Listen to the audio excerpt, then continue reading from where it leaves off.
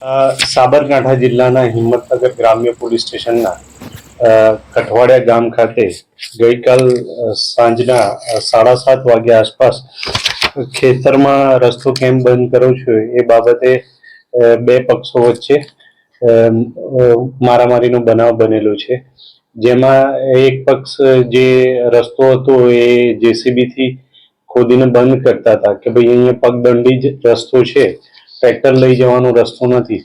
તો આ બાબતે જે આરોપી પક્ષ છે એમણે એમના સાથે બોલાચાલીને ઝઘડો કર્યો હતો અને એમના ઉપર હુમલો કરી દીધો હતો. હુમલો છરી, લાકડી અને છૂટા પથ્થરોથી કર્યો હતો. આ બનાવમાં એક દુઃખદ મરણ થયેલ છે એક વ્યક્તિનું, તથા અન્ય 4 વ્યક્તિઓને ઈજા થયેલ છે.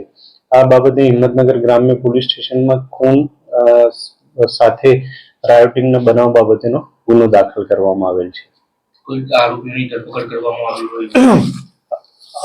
હાલ આરોપીઓની તપાસ તજવીજ ચાલુ છે. હજુ સુધી કોઈ પણ આરોપીને અટક કરવામાં આવેલ નથી. ફરિયાદ કુલ 15 વ્યક્તિઓ સામે નોંધાવવામાં આવેલ છે.